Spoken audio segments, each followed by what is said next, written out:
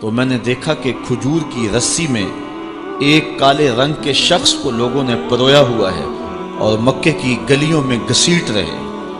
تو میں نے پوچھا کہ یہ شخص کون ہے؟ تو لوگوں نے کہا اس کا نام بلال ہے۔ تو میں نے کہا کس جرم کی سزا اسے دے رہے؟ تو انہوں نے کہا کہ یہ ایک نئے دین میں داخل ہوا ہے اور ہم اس کو منحرف کرنا چاہتے ہیں۔ کہتے میں نے دیکھا کہ وہ جوں جوں گھسیٹتے اس کی زبان پر احد احد کی صدا تیز ہوتی چلی جا رہی تھی۔ زخم پہ زخم کھا کے جی، خون جگر کے گھونٹ پی، آہ نہ کر لبوں کو سی، یہ عشق ہے دل لگی نہیں۔ یہ چند لمحوں کے لیے دل بہلانے کی کہانی نہیں ہے کہ جس محبت میں سختی آئی تو راستہ بدل لیا۔ یہ ان راستوں کا ان لوگوں نے اہتمام کیا تھا اور ان راستوں کے مسافر بنے تھے کہ راستے میں پہاڑ بھی ہوں تو یہ چیر کے آگے گزر جائیں۔ بلال حبشی کو ان کا ظالم آقا مارتا ہے، کبھی ان کے ہاتھوں میں میخیں ٹھونکتا ہے، کبھی زبان پہ تپتے ہوئے کوئلے رکھتا ہے، کبھی رسی پاؤں میں ڈال کر کے اوباش لڑکوں کے ہاتھوں میں دیتا ہے کہ اس کو گھسیٹے، کبھی کچھ، لیکن بلال ہیں کہ آگے سے مسکرا رہے ہیں، آہد آہد کا نغمہ پکار رہے ہیں۔ کسی نے رک کے کہا بلال یہ عجیب تماشا ہے، وہ تمہیں مار رہے ہیں اور تم آگے سے آہد آہد پکار رہے ہو۔ تو حضرت بلال بولے تم جاؤ نا بازار میں مٹی کا پیالہ خریدنے کے لیے تو اس کو بھی ٹھونک ٹھونک کے دیکھتے ہو، اس کی آواز تو ٹھیک ہے، کہیں کچا تو نہیں ہے؟ کہا تم تو مٹی کا پیالہ بھی خریدو تو ٹھونک بجا کے دیکھو، یہ کہیں کچا تو نہیں ہے، اس کی آواز تو ٹھیک ہے۔ کہا میرا مالک بلال کو خرید رہا ہے، دیکھ رہا ہے بلال کچا تو نہیں ہے، اس کی آواز تو ٹھیک ہے۔ میں کہتا ہوں مالک خرید لے بلال کو، کھال ادھر بھی جائے گی، حق حق کی صدا ختم نہیں ہوگی۔ محبت کی یہ البیلی اور انوکھی داستانیں اہل ایمان رقم کی ہیں۔ حضرت ابو ذر رضی اللہ تعالی عنہ نے ایک دفعہ حضرت بلال کو جو ہے وہ کالی ماں کا بیٹا کہہ دیا تھا۔ اللہ اکبر۔ تو وہ روتے ہوئے حضور کے پاس آئے، کہا جب سے اسلام لایا ہوں کبھی اتنا دکھی نہیں ہوا، میں نے کوڑے کھائے ہیں، ضربیں سہی ہیں، میں نے تپتی ہوئی ریتوں کے اوپر اپنے آپ کو مشق ستم ہوتے دیکھا اور ظلم سہے ہیں، لیکن کبھی دکھی نہیں ہوا، آج دکھی ہو گیا۔ کہا کیا ہوا؟ کہا ابو ذر نے مجھے کالے ہونے کا تانا دیا، کالی ماں کا بیٹا کہا۔ تو میرے رسول نے فرمایا جاؤ ابو ذر کو کہو کہ جن خواتین کا میں دودھ پیا ہے ان میں سے ایک ام ایمن کا رنگ سانولا تھا۔ تو کہا جا کے یہ تانا ابو ذر کو کہو کہ اپنے نبی کو بھی دیں۔ حضرت بلال جاتے ہیں اور کہا حضور کا پیغام ہے کہ میں نے ام ایمن کا دودھ پیا ہے، تو جو تانا مجھے دیا ہے حضور کہہ رہے ہیں مجھے بھی آ کے۔ اللہ اکبر۔ اب وہ ابو ذر بلال حبشی کے آگے ہاتھ جوڑ رہے ہیں کہ بلال تو مجھے معاف کر دے، تو مجھے معاف کر دے۔ اللہ اکبر۔ یہ اسلام کا دیا ہوا فیضان تھا۔ غلام کی پوزیشن اور حیثیت یہ ہے عرب میں کہ آقا کا جوتا دھوپ سے اٹھا کر چھاؤں میں رکھتا ہے تو آقا کوڑے برساتا ہے کہ تو نے مجھے پوچھا کیوں؟ صرف اس بات وہ کہتا ہے جی وہ دھوپ میں پڑے تھے خراب ہو جائیں گے، میں نے اس لیے چھاؤں میں رکھے۔ وہ کہتا تو متکبر ہو گیا، خود سر ہو گیا، تجھے اپنی اوقات یاد نہیں، میرے جوتے کو میرے پوچھے بغیر تو نے ہاتھ لگایا، تیرے اندر ہمت کیسے ہوئی؟ یہ ہے غلام کی رسوائی۔ جو غلام آقا کا جوتا نہیں اٹھا سکتا تھا، اب اس غلام کی حالت بدلتی ہے، دن پھرتے ہیں، حالات تبدیل ہوتے ہیں۔ حضور معراج سے پلٹ کے آئے اور آتے ہی بلال حبشی کو بلا کر کے کہا بلال تو کون سا نیک عمل کرتا ہے؟ میں نے جنت میں تیرے قدموں کی آہٹ کو سنا ہے۔ کیا خیال ہے بلال فرش چھوٹ کے فراز عرش پہ نہیں چلا گیا ہوگا؟ جو غلام آقا کے جوتے کو ہاتھ لگانے کا روادار نہیں ہے، اس کو دو جہاں کا سردار کہہ رہا ہے میں نے تیرے جوتوں کی آہٹ کو سنا ہے۔ تو ذرا تصور تو کریں ہیں کہ غلام کہاں سے اٹھ کے کہاں چلا گیا۔ آپ تاریخ پڑھیں، فتح مکہ کے دن جب حضور مکہ میں داخل ہوئے، 10,000 کا لشکر حضور کے ساتھ، بڑے بڑے قریش سرنگوں ہو گئے۔ آقا کریم کے ساتھ ایک بچہ بیٹھا تھا جو حضور کا ردیف تھا۔ ردیف کہتے ہیں سواری کے پیچھے جو بیٹھتا، وہ خوشی سے اچھلتا تھا، حضور اس کو روکتے تھے، اور آقا کریم اس قدر جھکے ہوئے تھے اللہ کے حضور شکرانے میں کہ امامی کا کور اونٹنی کی کوہان کو لگ رہا تھا۔ اس حالت میں حضور جب داخل ہوئے تو اس اہم دن حضور کے ساتھ ایک بچہ حضور کے پیچھے بیٹھا تھا. وہ بچہ کون تھا؟ نواسا تھا. تاریخ نفی میں جواب دیتی. کسی قریشی سردار کا بیٹا ہے، تاریخ کا جواب نفی میں. کسی انصاری سردار کا بیٹا ہے، تاریخ کا جواب نفی میں. تو پھر وہ کون تھا؟ وہ حضور کے منہ بولے بیٹے اور غلام حضرت زید بن حارثہ کا بیٹا حضرت اسامہ بن زید رضی اللہ تعالی عنہ. فتح مکہ کے دن اس اہم موقع پہ اپنے ساتھ جس کو بٹھایا وہ کون تھا؟ وہ غلام زادہ تھا، اور دنیا کو بتایا کہ محمد عربی کی فتح غلاموں کو عزت دیتی ہے اور ان کی کامیابی اور ان کی کامرانی کا دن ہے. ایک غلام کو یوں عزت دی، دوسرے کو کعبے کی چھت پہ چڑھا دیا. کہا بلال اذان پڑھو. پھر اتنی عزت آقا نے دی تو پھر بلال کے اذان کا انداز بھی تو وکھرا ہی ہوگا نا. حضرت بلال حبشی کعبہ کی چھت پہ اور حضور علیہ السلام طواف میں. جب انسان اذان دینے لگتا ہے تو اس کا رخ کدھر ہوتا ہے؟ کعبے کی طرف. مؤذن کی بڑی شان ہے شریعت میں، کیونکہ وہ تمہیں نماز کے لیے بلاتا ہے. یار مؤذن تو مؤذن رہا. ایک حدیث میں آتا ہے لا تسب الدین لأنہ یوقظ للصلاۃ. کہا مرغے کو گالی نہ دیا کرو، یہ تمہیں صبح نماز کے لیے اٹھاتا ہے.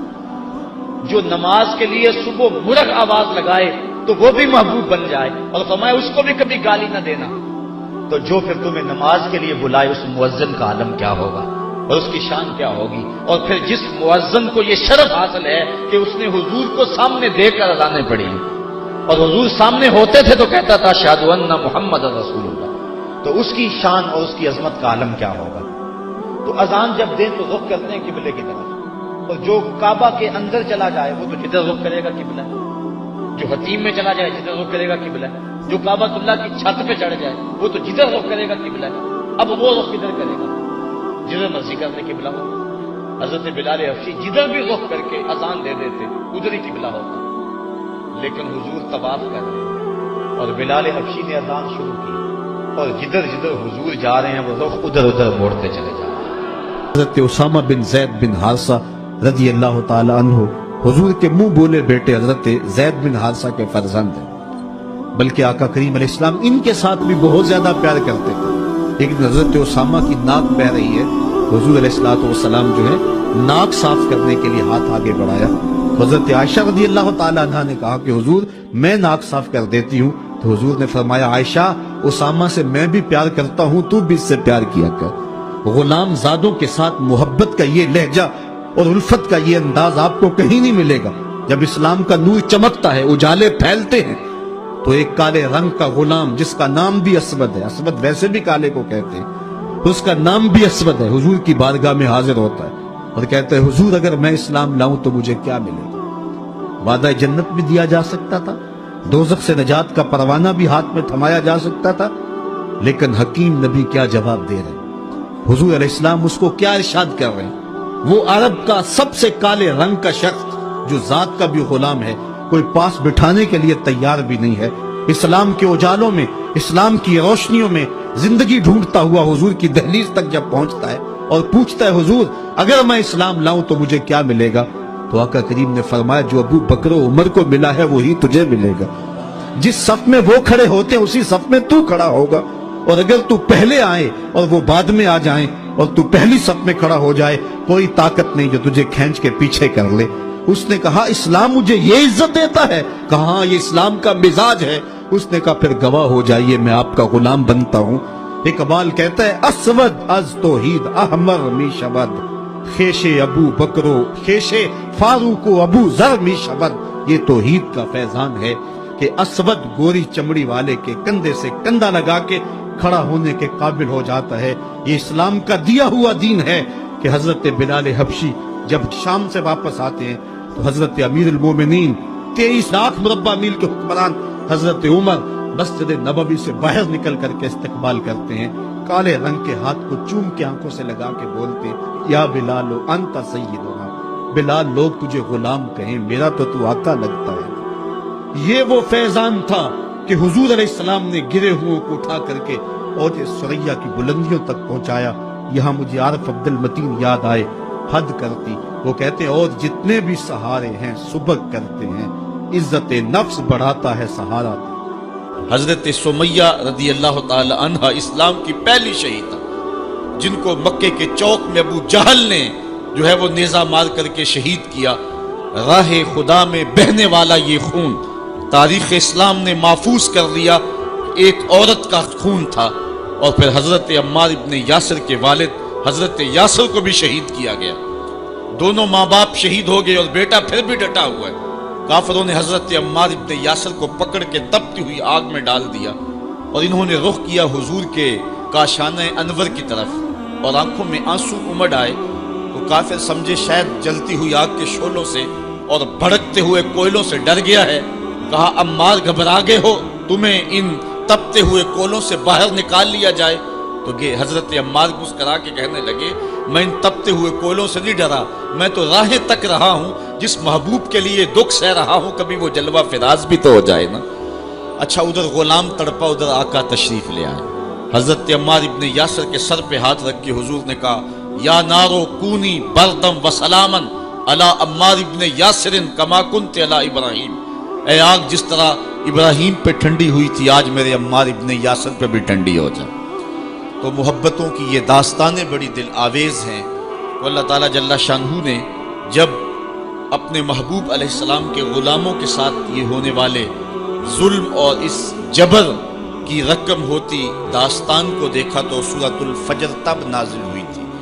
ایک طرف اہل ایمان کو تسلی دی کہ اگر تمہیں دکھوں میں مبتلا کیا گیا ہے تو کوئی نہیں، تم سے قبل بھی جو لوگ اس راستے کے مسافر ہوئے ہیں ان کو بھی انہی راہوں سے گزرنا پڑا ہے، اور وہ بھی عظیمت کی یہ داستان رقم کرتے ہوئے آئے ہیں۔ انہوں نے بھی جو ہے وہ سولیوں پہ اور فصیلے دار پہ اپنے سروں کا چراغاں انہوں نے بھی کیا ہے، اور راہ حق میں ہر دکھ اور ہر تکلیف انہوں نے سہی ہے، حتیٰ کہ زنجیروں نے ان کی ہڈیوں تک جو ہے وہ نشان چھوڑے، لیکن پھر بھی وہ راہ حق سے منحرف نہیں ہوئے۔ ایک تو ان کو تسلی دی، اور دوسری طرف قریش کو یہ بتلانا مقصود تھا کہ تم سے قبل بھی بڑے سرکش، بڑے نمرود، حامان، شداد اور بڑے ظالم اور جابر ہوئے ہیں، لیکن آج تم دیکھو کہ ان کا نشان بھی باقی نہیں رہا۔ اگر نشان باقی رہا ہے تو حق کا نشان ہی باقی رہا ہے۔ اس لیے سورۃ الفجر اس ماحول میں نازل ہوئی ہے جب کہ جو ہے وہ اسلام کے اوپر اور اہل ایمان کے اوپر سخت آزمائشیں تھیں اور سخت جو ہے ان کے اوپر تکلیف تھی۔ فجر کی قسم کھانے کا ایک مقصد تو یہ تھا کہ ان کفار کو یہ کہنا تھا کہ جس طرح فجر طلوع ہوتی ہے اور رات ختم ہو جاتی ہے، یہ زندگی بھی جو ہے جو تم گزار رہے ہو ختم ہوگی، اور آخرت کی زندگی میں تم نے قدم رکھنا ہے، اور صبح قیامت طلوع ہونے والی ہے۔ اور دوسری طرف اہل ایمان کو تسلی دینا مقصود تھا کہ راتیں جتنی بھی لمبی کیوں نہ ہوں، پو تو پھٹتی ہے اور اجالے تو نکلتے ہیں، ایک وقت آئے گا کہ اسلام کا پھریرا دنیا کے اوپر لہراتا ہوا نظر آئے گا۔ آج کی قربانیاں کل کے لیے سکھوں کا سامان بن جائیں گی۔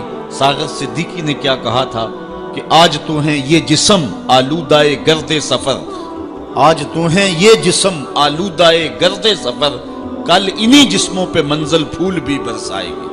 آج مکے میں ستم ہیں، کل مکے والے ہاتھ باندھ کے کھڑے ہوں گے، تو وہ لمحے بھی آنے والے ہیں۔ تو فرمایا قسم ہے صبح کی والفجر، قسم ہے صبح کی، ولیال عشر، اور 10 راتوں کی۔ 10 راتوں سے مراد کیا ہے؟ یہ ذوالحج کی 10 راتیں ہیں، جو سال کی جو ہے وہ تمام راتوں سے یہ عشرہ جو ہے وہ افضل ترین عشرہ ہے۔ دوسرا قول ہے کہ یہ رمضان کے آخری عشرے کی راتیں ہیں۔ تیسرا قول یہ ہے کہ یہ محرم کی پہلی 10 راتیں۔ یہ 3 اقوال مفسرین نے بیان کیے ہیں۔ والشفع والوتر، اور قسم ہے جفت کی اور قسم ہے طاق کی۔ مفسرین نے اس پر تقریباً 36 اقوال پیش کیے ہیں، لیکن سب سے بہترین قول یہ ہے کہ جفت سے مراد مخلوق ہے اور طاق سے مراد رب تعالیٰ کی ذات ہے۔ خالق کی قسم اور مخلوق کی قسم۔ واللیل اذا یس، اور رات کی قسم جب وہ پیٹھ پھیر کے چل دے۔ یہ قسمیں 5 فرمائیں، اور اس کے بعد فرمایا حل فی ذالک قسم الذی حجر، کیوں اس میں عقل مند کے لیے قسم ہوئی؟ یعنی یہ 5 چیزیں عقل مند کے لیے بطور قسم کافی ہیں۔ اور جو عاقل نہیں ہے اس کے لیے سارے زمانے کی بھی قسم اٹھا لی جائے تو اس کے لیے وہ بھی ناکافی ہے۔ تو قسم جو ہے وہ عقل مند کے لیے پھول کی پتی سے کٹ سکتا ہے ہیرے کا جگر، مرد ناداں پہ کلام نرم و نازک بے اثر۔ ہمارے استاد کہا کرتے تھے کہ اس کو عام لوگ پڑھتے ہیں کہ پھول کی پتی سے کٹ سکتا ہے ہیرے کا جگر، وہ کہتے ہیں نہیں کاٹا جا سکتا ہیرے کا جگر پھول کی پتی سے۔ یہ استفہام انکاری ہے، پھول کی پتی سے کٹ سکتا ہے ہیرے کا جگر، یعنی یہ ممکن ہے کہ ہیرے کے کلیجے کو پھول کی نرم نازک پتی سے کاٹ لیا جائے؟ تو جس طرح پھول کی پتی سے ہیرے کا کلیجہ نہیں کاٹا جا سکتا، اس طرح کلام نرم و نازک جو ہے وہ کسی ناداں شخص پہ اثر نہیں کر سکتا۔ تو اللہ تعالیٰ فرماتا ہے کہ یہ جو قسمیں ہیں یہ عقل مند لوگوں کے لیے جو ہیں وہ نافع ہیں، اور جو بے وقوف ہیں، جو حماقت کے مارے ہوئے ہیں، ان کے لیے اس میں کوئی فائدہ نہیں۔ اسی لیے کہا گیا یُضِلُّ بِهِ کثیرا وَیَہْدِی بِهِ کثیرا۔ قرآن سے بہت سارے لوگ ہدایت پا جاتے ہیں اور بہت سارے لوگ قرآن سے گمراہ بھی ہو جاتے ہیں۔ اصل قصور ان کی اپنی عقول کا ہے اور اپنی بنجر زمین کا ہے۔ 12 کے در تبش خلاف نیز، در باغ لالا رویت و در بوم خار و خس۔ یہ بارش برس رہی ہے، سعدی کہتے ہیں کہ تباہ میں مخالفت نہیں رکھتی، لیکن یہی بارش جب گندگی کے ڈھیر پہ ہوتی ہے تو بدبو پھیلتی ہے، تعفن پھیلتا ہے، اور یہی بارش جب باغ میں ہوتی ہے تو باغ کے اندر پھول کھلتے ہیں، گل لالا مہکتا ہے، یاسین اور نسترن کی بہار آ جاتی ہے۔ تو بارش وہی ہے، کہیں گندگی اور بدبو پھیل رہی ہے اور کہیں پھول چٹخ رہے ہیں اور کلیاں مہک رہی ہیں۔ قرآن تو اجالا دیتا ہے اور قرآن کی قسمیں من میں یقین اگاتی ہیں، لیکن کچھ لوگ گمراہ ہو جاتے ہیں اور اسی قرآن کو پڑھ کے کچھ لوگ ہدایت کے اجالے پا جاتے ہیں۔ تو کہا کہ یہ جو 5 قسمیں ہیں یہ عاقل لوگوں کے لیے اس میں ہی ہدایت ہے اور اس میں ہی ان کے لیے بہت کچھ ہے۔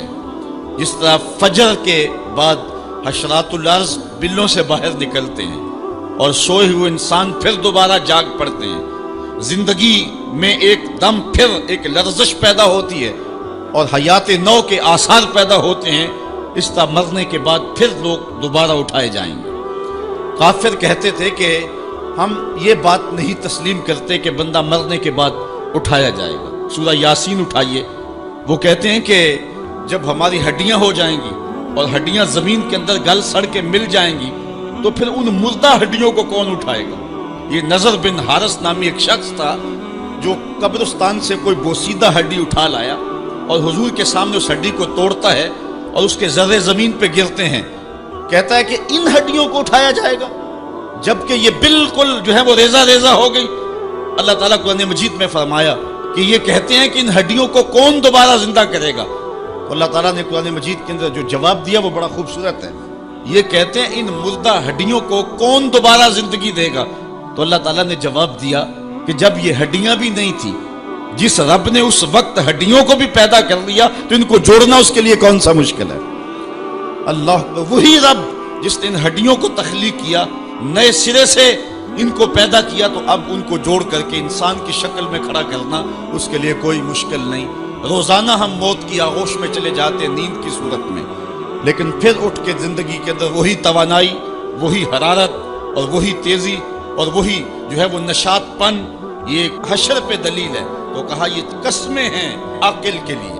ہم گروہوں میں بٹ گئے، ہم فرقوں میں بٹ گئے، چھوڑ کے آپ کا دامن رحمت آقا ہم سے بھول ہوئی، کھو دی اپنی قدر و قیمت آقا ہم سے بھول ہوئی، دیکھ ہماری آنکھ مچولی اپنے سینے اپنی گولی، بھول گئے ہم درس اخوت آقا ہم سے بھول ہوئی، بن گئے سیموں زر کے بندے تن کے اجلے من کے گندے، لٹ گئی ہم سے فقر کی دولت آقا ہم سے بھول ہوئی، دنیا کے ٹھکرائے ہوئے ہیں تیرے در پہ آئے ہوئے ہیں، کھول دے اپنا باب رحمت آقا ہم سے بھول ہوئی، ہم سے بھول ہو گئی اور ہم نے کون بننا تھا؟ دنیا کے سامنے اسلام کا ایک روشن نقشہ پیش کرنا تھا، اس وطن کو تجربہ گاہ بنانا تھا اسلام کی، اور دنیا کو بتانا تھا کہ یہ اسلام کا روپ ہے، لیکن ہم ایک ہجوم بن کے رہ گئے، ہجوم بھی بے ہنگم آوارہ۔ ہم ایک قوم نہ بن سکے، ایک جسد واحد نہ بن سکے، ہم اسلام کے اس نظریے کا عملی نمونہ نہ بن سکے۔ ہزاروں لاکھوں لوگوں نے جس وطن کو حاصل کرنے کے لیے قربانیاں دی تھی، لوگوں نے گھر بار چھوڑے تھے، وہ اتنا آسان کام نہیں تھا وطن چھوڑ کے آنا، لیکن بدقسمتی سے آج ہم جہاں کھڑے ہیں، جو ہماری حالت ہے، بن گئے دن کے نشیمن کے قفس کی تیلیاں، بن گیا کیا چلے تھے ہم کیا بنانے۔ 23 مارچ تجدید عہد کا دن ہے، آج ہم عہد کریں کہ ہم نئے آہنگ سے، نئے ارادے سے، نئے پاک پن سے قوم سازی کا عمل کریں گے اور اپنے وجود کو قوم کے وجود میں گم کر کے رسول کریم صلی اللہ علیہ وآلہ وسلم کی امت کا ایک فرد بن کے جئیں گے۔ آپ سوچ رہے ہوں گے کہ میں تنہا بیٹھ کے ان چند ہزار لوگوں کے اندر یہ بات اگر کروں تو اس سے کیا فرق پڑتا ہے، حالات تو دیگرگوں ہیں، لیکن مجھے صرف اپنے حصے کا کام کرنا ہے اور میری ذمہ داری اتنی ہی ہے۔ اس جگنوں کی طرح جو اندھیرا چھا جائے تو اپنی پیٹھ پہ لالٹین باندھ کے اندھیرے مٹانے کے لیے چل نکلتا ہے، اسے بھی پتا ہوتا ہے یہ ساری ظلمتیں مٹا دینا میرے بس کا روگ نہیں، لیکن وہ اپنے حصے کا چراغاں ضرور کرتا ہے اور اپنے کام میں کوتاہی نہیں کرتا۔ اس لیے مجھے اور آپ کو اپنے حصے کا کام ضرور کرنا ہے، اور اس وطن کو جن مقاصد کے لیے حاصل کیا تھا ان مقاصد کو حاصل کرنے کے لیے قوم سازی کے عمل کی طرف ہم نے بڑھنا ہے۔ حضور ایک شخص کو واعظ فرماتے ہوئے ارشاد کیا، 5 چیزوں کو 5 چیزوں سے پہلے غنیمت سمجھو۔ پہلی چیز، شبابہ کا قبل حرمک، اپنی جوانی کو بڑھاپے سے قبل غنیمت سمجھو۔ آج جوانی ہے، اعضاء میں زور ہے، آج عبادت ریاضت کرنا چاہو، کسی دکھی کی مدد کرنا چاہو، کسی کے کام آنا چاہو، روزے رکھنا چاہو، نوافل کی ادائیگی کرو، جو بھی عمل خیر کرنا چاہو، تمہارے قوا تمہارا ساتھ دیں گے، لیکن بڑھاپے میں چاہنے کے باوجود بھی کچھ نہیں۔ گئی جوانی آیا بڑھاپا، تے جاگ پئیاں سب پیڑا، ہن کھایاں کچھ کم نہ آون، سونف جوین ہریڑا۔ یہ صاحب فرماتے اب کوئی کام نہیں آتا، اب اعضاء ہی لٹک گئے، مدمحل ہو گئے اعضاء۔ تو آج موقع ہے، جوانی کے لمحات ہیں، ان جوانی کو راہ خدا پہ لگاؤ، اور جوانی میں توبہ اللہ کو بڑی محبوب ہے۔ ایک روایت میں آتا ہے جب جوان توبہ کرتا ہے خوشی سے اللہ کا عرش جھوم اٹھتا ہے، عرش الہی جھوم اٹھتا ہے جوان کی طرف۔ فرمایا میں اللہ کا حبیب ہوں، پھر فرمایا جو جوان جوانی میں توبہ کرے وہ بھی اللہ کا حبیب ہے۔ کتنی بڑی بات ہے۔ تو جوانی یاد الہی میں گزرے، ذکر الہی میں گزرے، تو فرمایا جوانی کو بڑھاپے سے قبل غنیمت سمجھ لو۔ پھر فرمایا صحت کا قبل سقمک، اپنی صحت کو بیماری سے قبل غنیمت سمجھ لو۔ صحت کے لمحات میسر ہیں، بیماری آتے دیر نہیں لگتی، تو صحت کو غنیمت سمجھتے ہوئے بھرپور فائدہ حاصل کرو اور کوشش کرو، محنت کرو راہ خدا میں آگے بڑھنے کی۔ وغنا کا قبل فقرک، تیسری بات ارشاد فرمائی، اپنی غنا کے دور کو، مال و دولت کی فراوانی کے زمانے کو غنیمت سمجھو فقر سے قبل۔ کہتے ہیں غربت آتے ہوئے دیر نہیں لگتی، اوپر جاتے ہوئے وقت لگتا ہے، اوپر سے نیچے آتے ہوئے وقت نہیں لگتا۔ تو فرمایا کہ دولت تمہیں میسر ہے تو اس دولت کو کام میں لاؤ، دولت کو سنبھال کے نہ رکھو، یہی رہ جائے گی۔ ایک کفن ایسا لباس ہے جس کو کوئی جیب نہیں ہے، یہاں سے کچھ کسی نے لے کر نہیں جانا اور نہ آج تک کوئی لے کے گیا۔ سکندر ذوالقرنین جس نے پوری دنیا پہ حکومت کی، مرتے ہوئے وصیت کی کہ میرے ہاتھ کفن سے باہر رکھے جائیں تاکہ لوگوں کو پتہ چلے خالی ہاتھ جا رہا۔ سکندر گیا جب دنیا سے تو دونوں ہاتھ خالی تھے۔ تو اصل وہ ہے جو ہم ساتھ لے کے جائیں گے۔ میرے حضور نے فرمایا، ابن آدم کہتا ہے مالی مالی مالی، میرا مال میرا مال۔ فرمایا اس کا مال وہ ہے جو اس نے کھایا، یا پہنا اور پرانا کر دیا یا اس نے آگے بھیج دیا، فرمایا باقی اس کا نہیں، یہ اس کے وارثوں کا ہے، وہ کفن بھی میلا نہیں ہونے دیں گے کہ بانٹ لیں گے۔ تو فرمایا غنا کے زمانے کو غنیمت سمجھو فقر سے قبل۔ چوتھی بات ارشاد فرمائی فراغت کے لمحوں کو مصروفیت کے وقت سے قبل غنیمت سمجھو۔ آج فراغت ہے، بہت کچھ کر سکتے ہیں، گزرتے لمحات کے ساتھ ساتھ کندھوں پر ذمہ داریوں کے بوجھ بڑھتے چلے جائیں گے، پھر کرنا بھی چاہو گے فرصت نہیں ملے گی، تو فرصت کی گھڑیوں کو غنیمت دے۔ پانچویں چیز ارشاد فرمائی وحیاتک قبل موتک، اور اپنی زندگی کو موت سے قبل غنیمت سمجھو۔ آج زندگی ہے، چلو بیماری صحیح، اعضاء مدمحل صحیح، فراغت نامیسر صحیح، دولت نہیں صحیح، کوئی بات نہیں ہے، اس کے حضور آنسو تو بہ سکتے، اپنے گناہوں کی معافی تو مانگی جا سکتی، جس طرح بھی بیٹھ کر کے لیٹ کر کے اس کے حضور عبادت کا رنگ تو اختیار کیا جا سکتا ہے۔ وضو نہیں ہو پاتا، اعضاء ساتھ نہیں دیتے، تیمم تو ہو سکتا ہے، لیکن ایک وقت آئے گا یہ سہولت بھی چھن جائے گی، یہ فرصت بھی باقی نہیں رہے گی۔ بندہ حشر کے دن جب پھنسے گا تو پھر کہے گا مالک ایک مہلت دے دے، دوبارہ دنیا پہ جاؤں، سجدے سے سر نہیں اٹھاؤں گا، تو حکم ہوگا نہیں، وہ وقت بیت گیا، تجھے فرصت ملی، وقت ملا، جوانی ملی، ڈوبتے سورج نے تمہیں روز پیغام دیا، اٹھتے جنازوں نے تمہیں روز پیغام دیا، لیکن تم نے عبرت حاصل نہیں۔ اب تمہارے لیے پلٹ کے جانا نہیں ہے، اب تم یہی رہنا ہوگا اور اپنے گناہوں کی سزا گوارا